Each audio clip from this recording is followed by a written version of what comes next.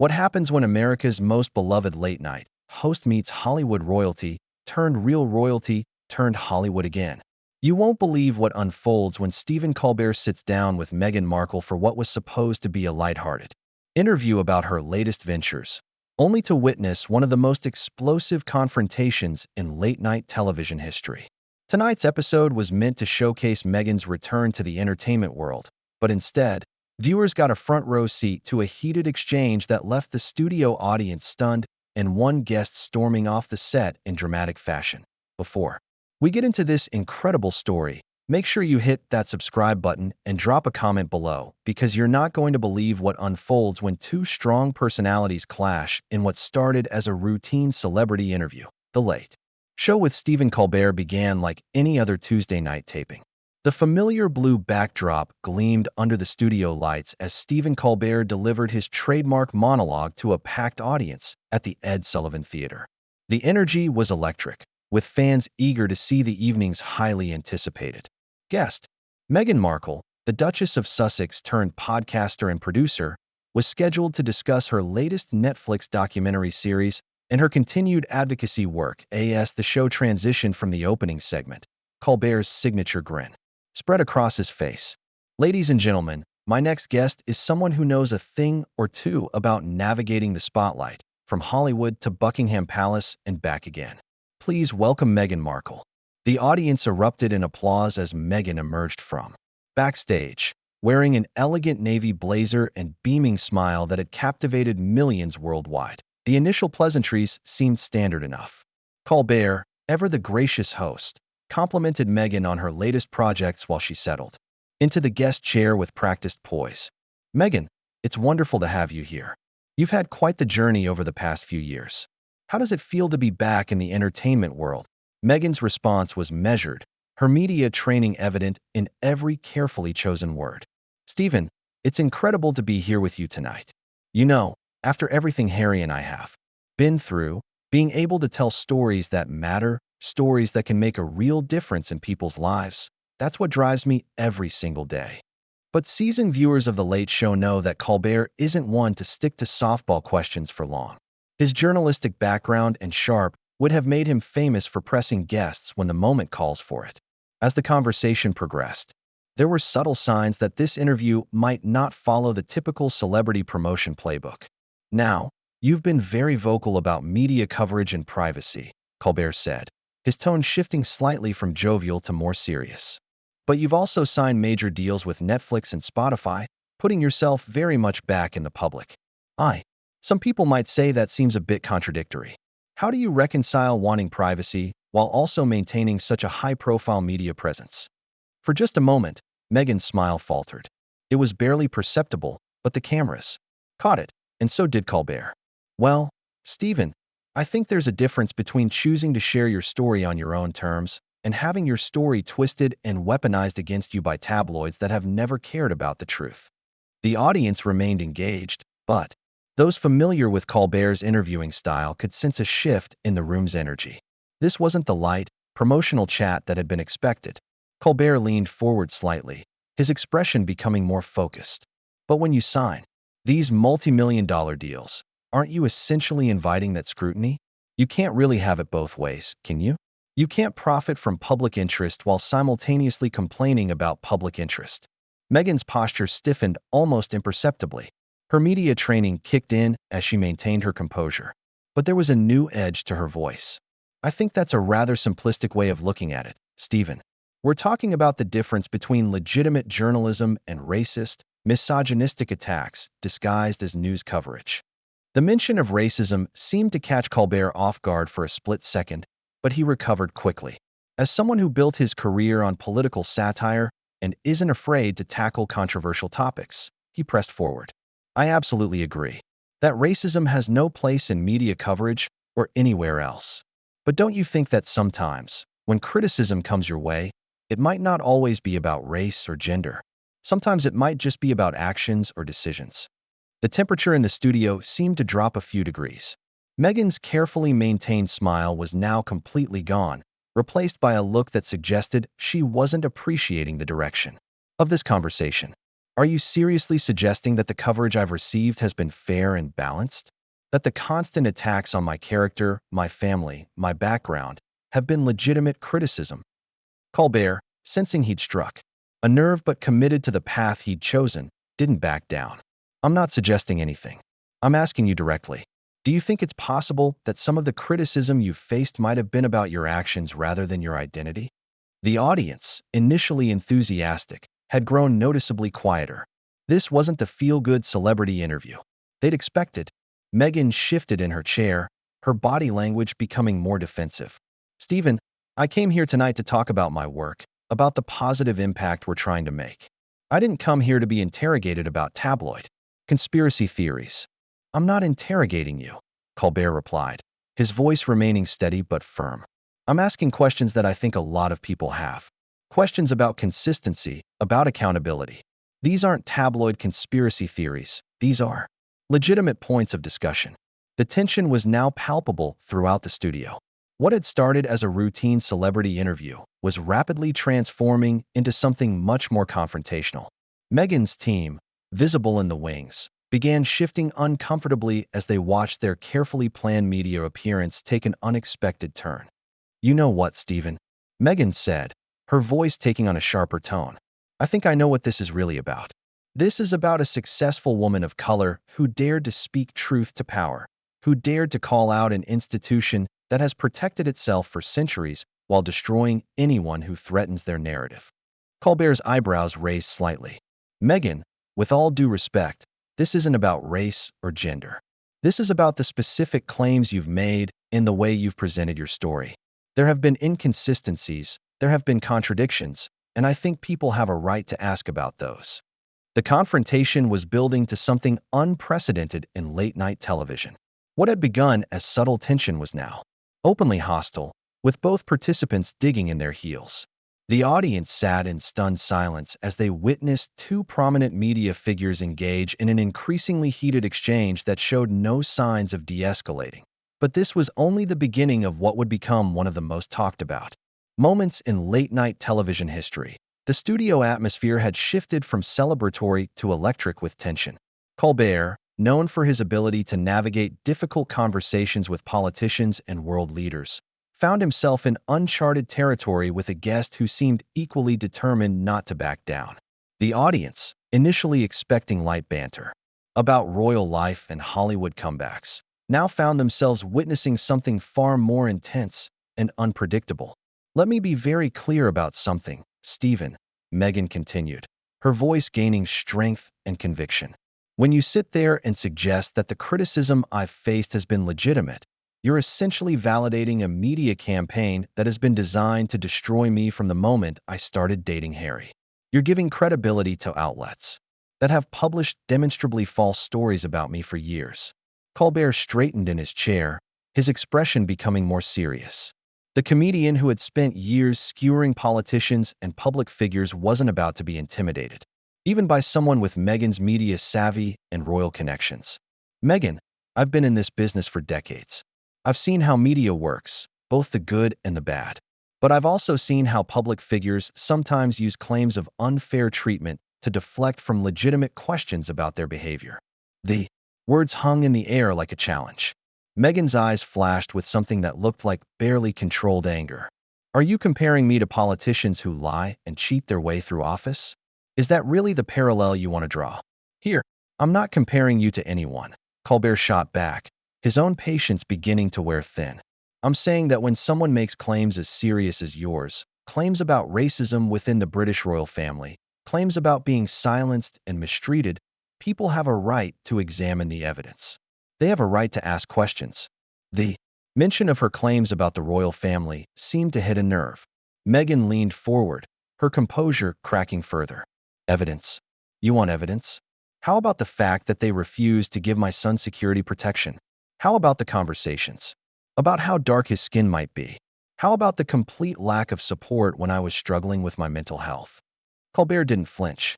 Those are serious allegations, and if they're true, they're absolutely unacceptable. But you made those claims in a highly produced television interview that reached millions of people worldwide. Don't you think the other parties involved deserve a chance to respond? Don't you think there might be more to the story? More to the story.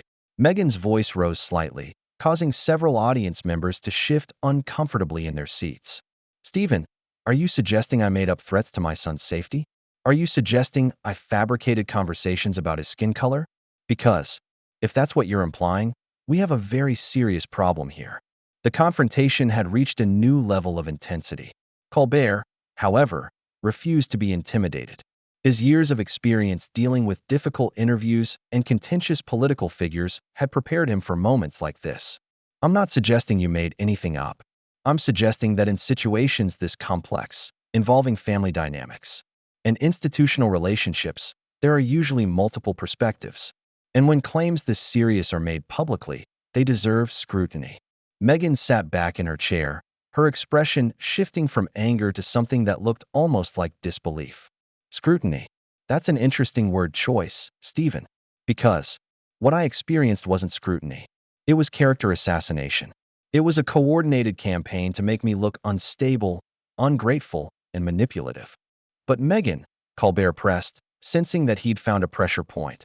Some people might argue that you've benefited enormously from that narrative.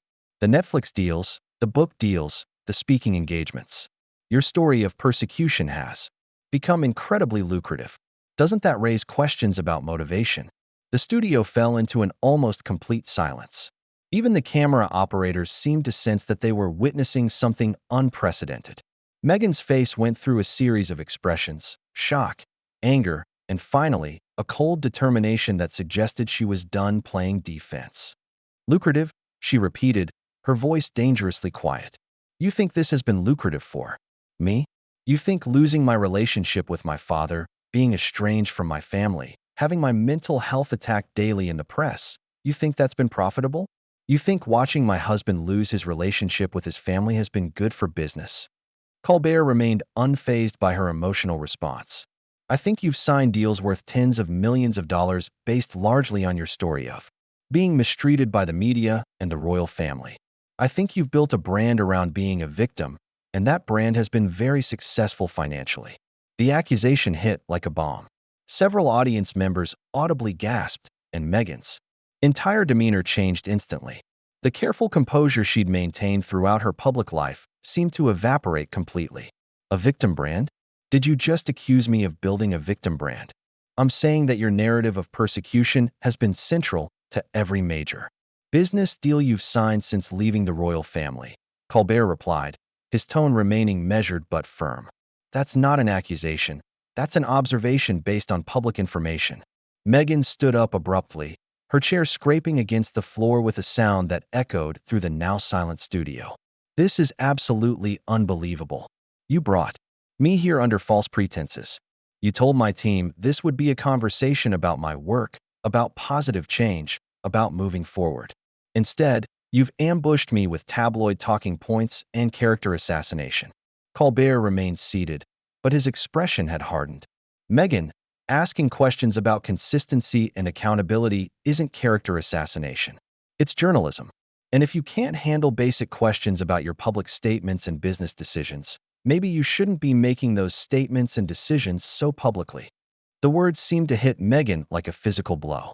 Her face flushed with anger, and for a moment, it looked like she might respond with something she'd later regret. Instead, she took a deep breath and pointed directly at Colbert, her voice shaking with fury. You know what this really is, Stephen? This is exactly the kind of behavior that made me realize I couldn't stay silent anymore. This is exactly the kind of dismissive, condescending attitude that I faced every single day. You sit there in your comfortable position, protected by your privilege, and you question my truth, my experience, my pain. But Colbert wasn't backing down, and what happened next would shock everyone in the studio and eventually millions of viewers around the world. Colbert rose from his desk, something he rarely did during interviews unless the situation demanded it. His movement was deliberate, controlled, and it sent a clear message that he wasn't going to be lectured or intimidated on his own show. The studio lights seemed to intensify the moment as both figures now stood facing each other across the interview space. Meghan, let me tell you something about privilege, Colbert said, his voice cutting through the tension like a blade. I've worked in this industry for over 20 years. I've interviewed presidents, prime ministers, celebrities, and activists. I've been threatened, sued, and attacked by people far more powerful than you. But I've never had someone come on my show and try to shut down legitimate questions by hiding behind accusations of racism and privilege. The audience was completely silent now, some looking uncomfortable, others leaning forward in fascination. This was unprecedented territory for late-night television. Meghan's face was flushed with anger, her hands trembling slightly as she pointed at Colbert. You don't get to lecture me about racism, Stephen. You don't get to sit there as a white man and tell me what is and isn't legitimate criticism when you've never experienced what I've experienced. You've never had your entire existence questioned, your intelligence mocked, your family attacked, simply because of the color of your skin. Colbert's expression didn't change, but his voice became even more direct. And you don't get to use your race as a shield against every legitimate question about your behavior. You don't get to cry racism every time someone asks you to be accountable for your choices. That's not fighting injustice, Meghan. That's manipulation. The words hit the studio like a thunderclap. Several audience members gasped audibly, and Meghan's mouth fell open in shock. For a moment, she seemed genuinely speechless, as if she couldn't believe what she'd just heard. Manipulation, she repeated, her voice barely above a whisper. Did you just accuse me of manipulating people with racism? I'm saying that you've weaponized very real and serious issues like racism and mental health to avoid accountability for your actions, Colbert replied, his tone unwavering. I'm saying that every time someone asks you a hard question, you immediately pivot to claims of victimization. That's not courage, that's a calculated strategy. Meghan's shock quickly transformed into pure fury. You have absolutely no idea what you're talking about. None. You sit there in your ivory tower, making jokes about politicians and celebrities, thinking you understand the real world. But you don't understand what it's like to have your entire life dissected and destroyed by people who decided they hated you before they even met you. You're right, Colbert said, surprising her with his admission. I don't know what that's like. But I do know what it's like to be held accountable for my words and actions. I know what it's like to face criticism and respond to it without blaming everyone else for my problems. The confrontation had reached a fever pitch. Meghan began pacing. Slightly, her composure completely gone. Problems? You think being subjected to racist abuse is my problem? You think having my newborn son's safety threatened is my problem? I think making unsubstantiated claims about conversations you can't prove happened is a problem, Colbert shot back. I think profiting from a narrative of victimization while refusing to provide evidence for your most serious allegations is a problem. I think demanding that people believe your story without question while attacking anyone who asks for clarification is a problem. Meghan stopped pacing and stared at him with undisguised contempt. Unsubstantiated claims. You're calling my lived experience unsubstantiated claims. I'm calling claims without evidence exactly what they are, Colbert replied firmly. And I'm saying that if you're going to make accusations as serious as racism within the royal family, you better be prepared to back them up with more than just your word. The studio audience was now witnessing something that would be replayed and analyzed for years to come. Meghan's face went through a range of emotions before settling on cold determination. You know what, Stephen? This conversation is over. I'm not going to sit here and be attacked by someone who clearly brought me here in bad faith. Nobody attacked you, Colbert replied calmly. I asked you questions. If you can't handle questions, maybe you shouldn't be doing interviews. Meghan turned toward the stage exit, then spun back around to face him one final time. Let me be very clear about something. This isn't journalism. This isn't holding people accountable. This is exactly the kind of behavior that drove me away from public life in the first place. This is why people like me can't trust the media. People like you, Colbert asked, raising an eyebrow. You mean people who want to control the narrative? People who want to make serious accusations without being questioned? People who want all the benefits of public life without any of the responsibility? That was the final straw. Meghan's voice rose to a level that echoed throughout the studio. I'm done with this. I'm done with you.